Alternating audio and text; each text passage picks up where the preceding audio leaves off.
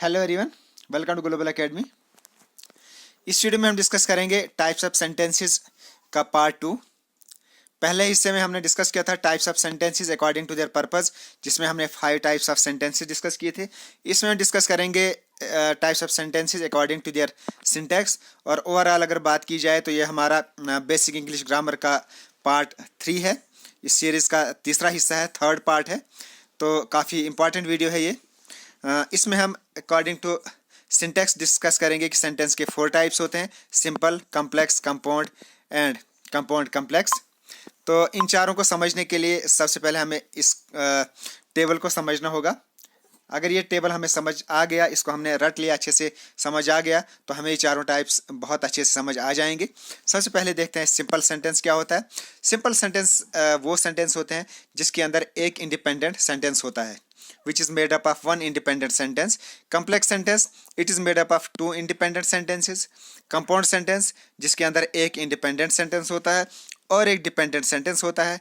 और compound complex क्या होता है, जिसके अंदर 2 इंडिपेंडेंट और एक डिपेंडेंट सेंटेंस होता है। तो अब सबसे पहले मैं आपको ये समझाऊंगा कि इंडिपेंडेंट सेंटेंस और डिपेंडेंट सेंटेंस होता क्या है। अगर ये दोनों चीज़ें आपको समझ आ गई, डिपेंडेंट और इंडिपेंडेंट समझ में आ गया, तो आपको ये चारों टाइप समझने में बहुत ही आसानी होगी। तो समझो, आपको फिर ये इसके अंदर मास्टरी हो जाएगी। तो सबसे पहले हम समझेंगे कि डिपेंडेंट और इंडिपेंडेंट सेंटेंस होते क्या हैं। सबसे पहले हम देखते हैं इंडिपेंडेंट सेंटेंस। इंडिपेंडेंट सेंटेंस क्या होता है? इंडिपेंडेंट सेंटेंस वो सेंटेंस होता है जो एक कंप्लीट सेंटेंस हो और जिसका एक कंप्लीट मीनिंग हो, जो एक पूरा मैसेज कन्वे कर सके। वो सेंटेंस, उसको हम इंडिपेंडेंट सेंटेंस कहते हैं। जैसे ही ईट्स, वो खाता है, तो ये एक कंप्लीट सेंटेंस है जिसमें हमें इससे आगे और कुछ भी लिखने की ज़रूरत नहीं है, क्योंकि ये कंप्लीट सेंटेंस है। इसकी हमें पूरी समझ आ गई कि वो खाना खाता है।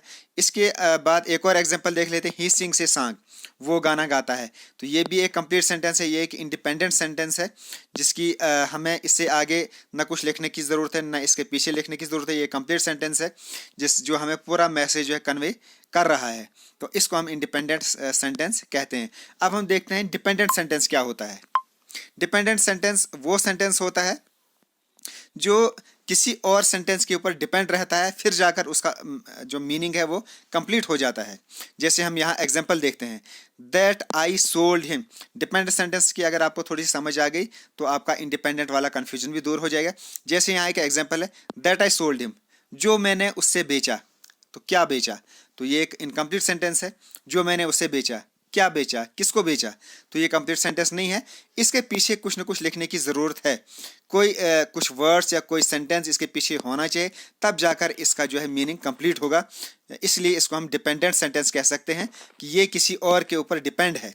इसी तरीके से दूसरे एग्जाम्पल देख लीजिए, whom we met after the movie, जिससे हम मूवी के बाद मिले। जिसको हम मूवी के बाद मिले, तो किसको मिले, कब मिले? ये एक इनकम्प्लीट सेंटेंस है। जैसे अब इसकी हम एग्जांपल देते हैं, दैट आई सोल्ड हिम, जो मैंने उससे बेचा। तो ये एक इनकम्प्लीट सेंटेंस है। तो इसको कंप्लीट करने के लिए यहाँ कुछ होना चाहिए। जैसे आगे एग्जांपल मैंने दी हुई है, this is the pen that I sold him. This is the pen that I sold him. अब दैट आई सोल्ड हिम, जो मैंने उससे बेचा, ये इनकम्प्लीट सेंटेंस है। इसके पीछे ये सेंटेंस लगाने की जरूरत पड़ी हमें। दिस इज द पेन, ये वो पेन है जो मैंने उससे बेचा। अब इसका मीनिंग कंप्लीट हो गया। तो इसका मतलब ये एक डिपेंडेंट सेंटेंस है ये, लेकिन डिपेंडेंट सेंटेंस है, यानी इसके पीछे एक सेंटेंस की जरूरत हो, तब जाकर इसका मीनिंग कंप्लीट होगा। तो दिस इज द पेन, ये एक कंप्लीट सेंटेंस है, ये इंडिपेंडेंट सेंटेंस है। अगर हम इसको अलहदा लिखें तो इसका कंप्लीट मीनिंग आ जाएगा। जैसे दिस इज द पेन, ये एक पेन है, तो ये कंप्लीट सेंटेंस है, इंडिपेंडेंट सेंटेंस है। इसके आगे अगर हम कुछ नाम भी लिखें तब भी ये एक कंप्लीट सेंटेंस है। लेकिन जो अगला वाला हिस्सा है, दैट आई सोल्ड हिम, जो मैंने उससे बेचा, तो ये इनकम्प्लीट सेंटेंस है। इसके पीछे कुछ लगाने की जरूरत है, इसलिए डिपेंडेंट सेंटेंस हो गया। अब हम दूसरे एग्जाम्पल पर आ जाते हैं, दैट आई सोल्ड हिम तो हो गया whom we met after the movie, जिससे हम मूवी के बाद मिले। तो ये एक इनकम्प्लीट सेंटेंस है। इसके पीछे लिखने की कुछ ज़रूरत है। जैसे यहाँ लिखा है, दिस इज़ द बॉय, ये वो लड़का है जिससे हम मूवी के बाद मिले। इसका मतलब ये इस सेंटेंस के ऊपर डिपेंड है। अगर हम दिस इज़ द बॉय इसको हम अलहदा लिखें, अकेला लिखें, तो ये इंडिपेंडेंट सेंटेंस है। और आगे वाला जो हिस्सा है ये डिपेंडेंट सेंटेंस है, जब तक न इसके साथ ये सेंटेंस आए तब तक इसका जो मीनिंग है वो इनकम्प्लीट रह जाता है। तो अब हम इसकी तीसरी एग्जांपल देखते हैं। हु इज इंटेलिजेंट, ये एक इनकम्प्लीट सेंटेंस है, जो बहुत काबिल है। तो इसका मतलब क्या है? कुछ भी नहीं, जो बहुत काबिल है। कौन काबिल है? तो इसका मतलब इससे पहले लिखने की कुछ ज़रूरत है। जैसे हमने इसके एग्जांपल यहाँ दिए, I have a friend who is very intelligent. I have a friend, इसको देख लेते हैं, मेरा एक दोस्त है। ये कंप्लीट इंडिपेंडेंट सेंटेंस है, इसको हम अलहदा लिखें तो इसका कंप्लीट मीनिंग कन्वे हो जाता है। आई हैव ए फ्रेंड, मेरा एक दोस्त है, हु इज़ वेरी इंटेलिजेंट, जो बहुत काबिल है। तो इसका मतलब ये इंडिपेंडेंट सेंटेंस है, इसके साथ ये ज़रूरी लगाना पड़ेगा। हु इज़ वेरी इंटेलिजेंट, जो बहुत काबिल है, ये इनकम्प्लीट सेंटेंस है, ये डिपेंडेंट सेंटेंस है और ये इंडिपेंडेंट सेंटेंस है। तो स्टूडेंट्स, मुझे उम्मीद है कि आपको डिपेंडेंट और इंडिपेंडेंट की समझ आ गई होगी। तो डिपेंडेंट सेंटेंस वो हो गया जिसके साथ एक और सेंटेंस लगाने की ज़रूरत पड़ती है, फिर उसका मैसेज कंप्लीट हो जाता है, वो हो गया डिपेंडेंट सेंटेंस। और इंडिपेंडेंट सेंटेंस वो सेंटेंस हो गया जिसको अगर हम अकेले ही लिख लें तो उसका कंप्लीट मीनिंग आ जाता है, वो अपना मीनिंग जो है पूरे तरीके से कन्वे कर सकता है, उसको बोलते हैं इंडिपेंडेंट सेंटेंस। अब हम इन दो को सामने रखते हुए अब हम सिंपल और कम्प्लेक्स पर चलते हैं। तो सिंपल सेंटेंस क्या होता है? इसकी पहली टाइप, जैसे मैंने आपको बोला सिंपल सेंटेंस है पहली टाइप। तो इसमें क्या होता है? इसके अंदर वन इंडिपेंडेंट सेंटेंस होता है। सिंपल सेंटेंस वो होता है that is made up of one independent sentence, यानी एक कंप्लीट सेंटेंस इसके अंदर होता है। जैसे आई गो टू स्कूल, तो ये एक कंप्लीट इंडिपेंडेंट सेंटेंस है। या इसके example I play A match, तो ये भी एक कंप्लीट इंडिपेंडेंट सेंटेंस है। तो वो सेंटेंस जो एक ही कंप्लीट इंडिपेंडेंट सेंटेंस का बना हो उसको हम कहते हैं सिंपल सेंटेंस। अब हम आ जाते हैं नेक्स्ट पर, कंपाउंड सेंटेंस पर आ जाते हैं हम। कंपाउंड सेंटेंस क्या होता है?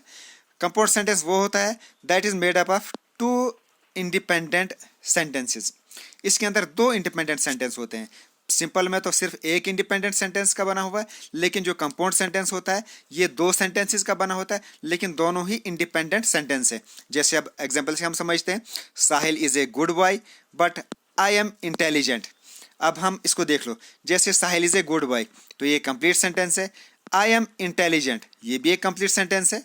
तो इसका मतलब कि ये भी इंडिपेंडेंट सेंटेंस और ये भी इंडिपेंडेंट, अगर हम यहाँ इसको जो बीच में बट है इसको हटा दें तो ये भी कंप्लीट सेंटेंस है, ये भी कंप्लीट सेंटेंस है। तो दोनों जो है इंडिपेंडेंट सेंटेंसेस हैं। तो इसका मतलब हमने ये दोनों सेंटेंस कंप्लीट मैसेज कन्वे कर रहे हैं, तो इसलिए ये इसके अंदर दो इंडिपेंडेंट सेंटेंस, जैसे हमने इसको तोड़ा है, Sahil is a good boy, I am intelligent, तो ये दोनों कंप्लीट इंडिपेंडेंट सेंटेंसेस है। तो वो सेंटेंस जो दो इंडिपेंडेंट सेंटेंसेस का बना होता है उसको बोलते हैं हम कंपाउंड सेंटेंसेस। जैसे एक और एग्जांपल, शाम is singing a song and शाम इज प्लेइंग चेस, तो इसमें भी दो सेंटेंसेस है और दोनों इंडिपेंडेंट सेंटेंसेस हैं। जैसे इसको हम तोड़ेंगे, Sohil is singing a song complete sentence, शाम इज प्लेइंग ए चेस, ये भी कंप्लीट सेंटेंस है। तो इन दोनों को मिलाकर एक ही सेंटेंस बनाया गया है, तो इसको हम बोलते हैं कंपाउंड सेंटेंस। यानी जब दो इंडिपेंडेंट सेंटेंसेस मिलते हैं और एक सेंटेंस बनाते हैं, ऐसे सेंटेंस को हम बोलते हैं कंपाउंड सेंटेंस। अब हम आते हैं कम्प्लेक्स सेंटेंस पर। कम्प्लेक्स सेंटेंस में क्या होता है? इसमें एक इंडिपेंडेंट सेंटेंस होता है और एक डिपेंडेंट सेंटेंस होता है। It is made up of two sentences, लेकिन एक इंडिपेंडेंट होता है और एक डिपेंडेंट होता है। अब हम इसकी एग्जांपल देखते हैं कि इंडिपेंडेंट और डिपेंडेंट कैसे होता है। जैसे wherever you go you can always find a beauty. अब इसमें एक इंडिपेंडेंट सेंटेंस है और एक डिपेंडेंट सेंटेंस है। जैसे आगे वाला हिस्सा ये एक इंडिपेंडेंट सेंटेंस है, you can always find beauty, तुम हमेशा खूबसूरती पाओगे। तो इसका मीनिंग है, हमें समझ आ रही है इसकी। लेकिन अगर इसको हम देखें, वेयर एवर यू गो, तुम जहाँ भी जाओगे, तो ये एक इनकम्प्लीट सेंटेंस है, ये डिपेंडेंट सेंटेंस है और ये इंडिपेंडेंट सेंटेंस है। तो ये वो कंप्लीट सेंटेंस जो एक डिपेंडेंट सेंटेंस से बने और एक इंडिपेंडेंट सेंटेंस उसमें, उसको बोलते हैं कम्प्लेक्स। अभी एक और एग्जांपल इसके देखते हैं, I like to eat the banana, तो ये कंप्लीट है, मुझे बनाना खाना बहुत पसंद है, ये कंप्लीट सेंटेंस है, इंडिपेंडेंट सेंटेंस है। Before I go to school, अब इस अगले वाले हिस्से को देखो, before I go to school, school जाने से पहले, तो क्या स्कूल जाने से पहले, इनकम्प्लीट सेंटेंस है, यानी ये डिपेंडेंट सेंटेंस है। तो ये हो गया इंडिपेंडेंट सेंटेंस और ये हो गया डिपेंडेंट सेंटेंस। तो कंप्लीट करके इसको बोलते हैं हम कॉम्प्लेक्स सेंटेंस। अब एक और कॉम्प्लेक्स सेंटेंस की देख लेते हैं। इसमें भी देखो, इसमें भी एक डिपेंडेंट सेंटेंस है और एक इंडिपेंडेंट सेंटेंस है। जैसे because he was late again, क्योंकि वो फिर आज काफ़ी लेट हुआ। तो इनकम्प्लीट सेंटेंस से, डिपेंडेंट से इसके आगे कुछ ना कुछ आना चाहिए। तो क्या आया है? He would be punished. तो ये अगला जो है complete sentence, he would be punished, उसको पनिशमेंट मिलेगी। तो ये एक कंप्लीट सेंटेंस है, इंडिपेंडेंट सेंटेंस है। लेकिन ये वाला जो है ये कंप्लीट सेंटेंस नहीं है, तो ये डिपेंडेंट है और ये इंडिपेंडेंट है। इसी तरीके से एक और example, whenever it rains, जब भी बारिश होती है। तो उसके बाद क्या होता है? तो ये इनकम्प्लीट सेंटेंस है, यानी डिपेंडेंट सेंटेंस है, इसके आगे कुछ ना कुछ आना चाहिए। तो जब भी बारिश होती है, I like to wear my blue coat, मैं ब्लू कोट पहनना पसंद करता हूँ। तो ये वाला सेंटेंस जो है कंप्लीट सेंटेंस है। जैसे I like to wear my blue coat, मैं ब्लू कोट पहनना पसंद करता हूँ। तो ये कंप्लीट सेंटेंस है, इंडिपेंडेंट सेंटेंस है, लेकिन ये वाला जो है डिपेंडेंट सेंटेंस है। तो स्टूडेंट्स, जो सेंटेंस जिसके अंदर एक डिपेंडेंट सेंटेंस हो, एक इंडिपेंडेंट सेंटेंस हो, ऐसे सेंटेंस को हम बोलते हैं कॉम्प्लेक्स सेंटेंस। तो मुझे उम्मीद है ये आपको समझ में आ गया होगा। सो लेट्स अब और आगे थोड़ा बढ़ते हैं। अब आते हैं हम कंपाउंड और कॉम्प्लेक्स के ऊपर। कंपाउंड और कॉम्प्लेक्स में क्या होता है? इसमें दो डिपेंडेंट होते हैं और एक इंडिपेंडेंट सेंटेंस होता है। यानी एक इंडिपेंडेंट यानी एक कंप्लीट सेंटेंस और दो डिपेंडेंट सेंटेंस, दो इनकम्प्लीट सेंटेंस। जैसे हम यहाँ एग्जांपल देखते हैं, Rita cried when her cat got sick but she soon got better. तो इसमें इंडिपेंडेंट कौन सा है? रीता क्राइड। ये इंडिपेंडेंट, रीता ने चीख मारी। तो कंप्लीट सेंटेंस है, बिल्कुल ठीक है, मारी है चीख, तो समझ में आ गया हमें। उसके बाद but she soon got better, वो बाद में ठीक हो गई। तो ये भी इंडिपेंडेंट सेंटेंस है कि यानी रीता ने क्राई किया, बाद में वो शी सून गॉट बेटर, वो बहुत जल्दी ठीक हो गई। तो ये भी एक इंडिपेंडेंट सेंटेंस है। लेकिन बीच वाला जो सेंटेंस है ये इनकम्प्लीट है। When her cat got sick, जब उसकी बिल्ली बीमार हो गई। तो इसका कोई मीनिंग नहीं है जब उसकी बिल्ली बीमार होगी। इसका मतलब इससे पहले कुछ आना चाहिए या इसके बाद कुछ आना चाहिए, फिर ये इसका मैसेज जो है पूरी तरह कन्वे हो जाएगा। तो इसके अंदर एक इंडिपेंडेंट सेंटेंस है, एक ये वाला इंडिपेंडेंट सेंटेंस है और बीच वाला जो है डिपेंडेंट सेंटेंस है। तो वो सेंटेंस जिसके अंदर दो डिपेंडेंट सेंटेंस हो, वन इंडिपेंडेंट सेंटेंस हो, उसको हम बोलते हैं कंपाउंड कॉम्प्लेक्स सेंटेंस। तो स्टूडेंट्स, तो अब हम जो अभी तक हमने पढ़ा उसको थोड़ा सा रिवाइज कर लेते हैं और दोबारा से पहले वाले टेबल पर आते हैं, देखते हैं कि अभी तक हमने क्या पढ़ा। तो मैंने आपको पहले कहा था types of sentences, simple, complex, compound and complex. तो सिंपल सेंटेंस क्या होता है? जिसके अंदर एक इंडिपेंडेंट सेंटेंस हो। कॉम्प्लेक्स सेंटेंस जिसके अंदर दो इंडिपेंडेंट सेंटेंसेस हो। कंपाउंड सेंटेंस जिसके अंदर एक इंडिपेंडेंट सेंटेंस और एक डिपेंडेंट सेंटेंस हो। और कंपाउंड कॉम्प्लेक्स क्या होता है? जिसके अंदर दो इंडिपेंडेंट सेंटेंस हो और एक डिपेंडेंट सेंटेंस हो। तो स्टूडेंट्स, ये था हमारे टाइप्स ऑफ सेंटेंसेस। मैंने आपको पहले ही कहा था कि अगर आपको ये टेबल समझ में आ गया, ये अगर आपको ये टेबल आपने याद कर लिया, तो आपको जो है पूरा टेबल पूरी टाइप्स, चारों टाइप्स समझ में आ जाएंगी। लेकिन पहले आपको पूरा वीडियो देखना है, उसके बाद आपने सिर्फ ये टेबल याद रखना है और आपको जो है पूरा। तो पीछे हमने डिस्कस किया types of sentences according to purpose and according to syntax. अभी तक हमने 9 टाइप्स इसकी डिस्कस की। अब आगे हम डिस्कस करेंगे पार्ट्स ऑफ सेंटेंस। तो सेंटेंस के कितने पार्ट्स हैं वो हम डिस्कस करेंगे। तो जनरली अगर देखा जाए तो सब्जेक्ट के 2 पार्ट्स हैं, एक है सब्जेक्ट, एक है प्रेडिकेट।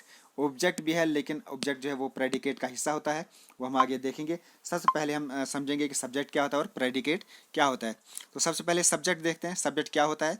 सब्जेक्ट वो चीज़ है जिसके बारे में बात हो रही हो, या जो बात कर रहा है या जिसके बारे में बात हो रही हो, वो हो गया सब्जेक्ट। जैसे the subject of a sentence is the non that sentence is talking about, यानी जिसके बारे में, जिस सेंटेंस के अंदर जिसके बारे में बात हो रही हो या जो बात कर रहा है, उसको हम सब्जेक्ट कहते हैं। जैसे फॉर एग्जांपल मैं आपको एक एग्जांपल के साथ समझाने की कोशिश करूँगा। मान लो हम क्लास में जा रहे हैं, क्लास के अंदर हम साइंस पढ़ा रहे हैं बच्चों को। तो क्लास के अंदर हम साइंस पढ़ा रहे हैं, तो हम किसकी बात कर रहे हैं? वहाँ पूरी साइंस की बात कर रहे हैं। क्लास के अंदर अगर साइंस पढ़ाने जा रहे हैं तो क्लास के अंदर साइंस की बात हो रही है, तो हम बोर्ड पर लिखते हैं सब्जेक्ट साइंस। क्यों? क्योंकि हम साइंस की बात कर रहे हैं। अगर हम मैथ की क्लास में जा रहे हैं तो हम वहाँ मैथ की बात कर रहे हैं, मैथ के बारे में स्टूडेंट्स को समझा रहे हैं, मैथ के बारे में डिस्कस कर रहे हैं, मैथ के ही बारे में बात हो रही है, तो हम लिखते हैं बोर्ड के ऊपर सब्जेक्ट मैथ्स। क्यों? क्योंकि मैथ के बारे में बात हो रही है। तो इसी तरीके से यानी जिसके बारे में बात हो रही हो वो सब्जेक्ट होता है। अब हम सेंटेंस के अंदर देखते हैं कि सब्जेक्ट क्या होता है। इंग्लिश सेंटेंस में सब्जेक्ट क्या होता है और प्रेडिकेट क्या होता है। जैसे ये एक सेंटेंस है, साहिल इज सिंगिंग ए सॉन्ग, ये एक सेंटेंस है। तो यहाँ किसकी बात हो रही है? साहिल की बात हो रही है। काम कौन कर रहा है? साहिल कर रहा है। साहिल कुछ काम कर रहा है, तो सब्जेक्ट है यहाँ साहिल। और इसका जो बाकी वाला हिस्सा है वो हो गया प्रेडिकेट। यानी सब्जेक्ट, सेंटेंस के अंदर जो सब्जेक्ट होता है, एक वर्ड होता है या दो वर्ड, जितने सब्जेक्ट होते हैं वो तो उसके अलावा बाकी का जो भी पोर्शन होता है वो प्रेडिकेट होता है। इसको हम और आगे थोड़ी एग्जांपल से समझते हैं। जैसे ये सेंटेंसेस हैं कुछ, साहिल इज रीडिंग ए बुक। तो इसके अंदर इस सेंटेंस में किसके बारे में बात हो रही है? कौन रीड कर रहा है? तो साहिल के बारे में बात हो रही है। साहिल बुक पढ़ रहा है, तो इसमें सब्जेक्ट जो है साहिल है और बाकी का जो हिस्सा है वो है प्रेडिकेट। यानी ये सब्जेक्ट है, बाकी का पूरा हिस्सा वो प्रेडिकेट है। उसके अलावा एक और एग्जांपल देख लीजिए, ही सिंग्स ए सॉन्ग। तो यहाँ किसकी बात हो रही है? ही, यानी नॉन या प्रोनाउन से रिलेटेड बात हो रही है। तो इसमें बात किसके बारे में हो रही है? ही, यानी गाना कौन गा रहा है? वो गाना गा रहा है। तो जो गाना गा रहा है, जिसके बारे में बात हो रही है, जो काम कर रहा है, वो हो गया सब्जेक्ट। और उसके अलावा जो बाकी का पूरा सेंटेंस होता है वो प्रेडिकेट होता है। जैसे एक और sentence, cat was drinking milk. तो बिल्ली दूध पी रही थी। तो किसके बारे में बात हो रही है? कैट के बारे में बात हो रही है। तो कैट हो गया सब्जेक्ट और बाकी का पूरा हिस्सा हो गया प्रेडिकेट। अब आगे हम ऑब्जेक्ट के बारे में बात करते हैं। जैसे मैंने आपको बोला, एक तो सब्जेक्ट है, बाकी पूरा हिस्सा प्रेडिकेट है। तो प्रेडिकेट में ही जो है एक हिस्सा ऑब्जेक्ट का होता है। जैसे सेंटेंस के दो हिस्से मैंने आपको पहले बताए थे, एक हो गया सब्जेक्ट, एक हो गया प्रेडिकेट। तो जो प्रेडिकेट का जो बाकी वाला हिस्सा, प्रेडिकेट का ही एक हिस्सा ऑब्जेक्ट भी होता है। Subject doing action on A object. Subject वो हिस्सा होता है, सब्जेक्ट तो होता है कि जो काम कर रहा है, और जिसके ऊपर काम हो रहा है वो हो गया ऑब्जेक्ट। इसको हम और थोड़ा सा आगे अच्छे से समझने की कोशिश करते हैं। जैसे ऑब्जेक्ट वो चीज़ है जिसके ऊपर काम हो रहा है, जिसके ऊपर वर्क परफॉर्म हो रहा है, वो हो गया ऑब्जेक्ट। जैसे subject doing action on A object. जैसे यहाँ एक एग्जांपल हम देख रहे थे, साहिल इज रीडिंग ए बुक। तो काम कौन कर रहा है? साहिल कर रहा है। और कर किसके ऊपर रहा है? बुक के ऊपर। यानी रीडिंग कर रहा है, साहिल कर रहा है रीडिंग, और कर किसके ऊपर रहा है? बुक के ऊपर। तो ये हो गया ऑब्जेक्ट। यानी जिसके ऊपर काम हो रहा है वो हो गया ऑब्जेक्ट, और जो काम कर रहा है वो हो गया सब्जेक्ट। तो इसी तरीके से अगर एक और एग्जांपल हम देख लेते हैं, ही सिंग्स ए सॉन्ग। तो काम कौन कर रहा है? ही कर रहा है काम, और काम किसके ऊपर हो रहा है? सॉन्ग के ऊपर हो रहा है। तो जो काम कर रहा है वो हो गया सब्जेक्ट, और जिसके ऊपर काम हो रहा है वो हो गया ऑब्जेक्ट। और ये जो पूरा हिस्सा है इसको हम बोलते हैं प्रेडिकेट। अब जैसे एक और example, cat was drinking a milk. तो काम कौन कर रहा है? कैट काम कर रही है, ये हो गया सब्जेक्ट। बाकी का हिस्सा हो गया प्रेडिकेट। और काम किसके ऊपर हो रहा है? दूध के ऊपर हो रहा है। ड्रिंक क्या किया जा रहा है? यहाँ मिल्क को ड्रिंक किया जा रहा है। तो इसका मतलब ऑब्जेक्ट हो गया। ये सब्जेक्ट हो गया कैट और ऑब्जेक्ट हो गया मिल्क। तो इसी तरीके से एक और एग्जांपल देखते हैं, students are playing a cricket. तो कौन खेल रहा है? कौन काम कर रहा है? स्टूडेंट्स कर रहे हैं काम, ये हो गया ऑब्जेक्ट। और काम किसके ऊपर कर रहे हैं? क्रिकेट के ऊपर काम कर रहे हैं, क्रिकेट के ऊपर काम हो रहा है, तो ये हो गया ऑब्जेक्ट। यानी ये इसके ऊपर काम हो रहा है, जिसके ऊपर काम हो रहा है वो हो गया ऑब्जेक्ट, और जो काम कर रहा है वो हो गया सब्जेक्ट। तो स्टूडेंट्स, ये मुझे उम्मीद है कि आपको ये समझ में आ गया होगा कि सब्जेक्ट क्या होता है, प्रेडिकेट क्या होता है और ऑब्जेक्ट क्या होता है। यानी थोड़ा सा रिवाइज कर लेते हैं। सब्जेक्ट जो काम कर रहा है, और उसका जो बाकी वाला हिस्सा है, उस तमाम हिस्से को बोलते हैं प्रेडिकेट। और उस प्रेडिकेट का वो हिस्सा जिसके ऊपर काम हो रहा है उसको बोलते हैं ऑब्जेक्ट।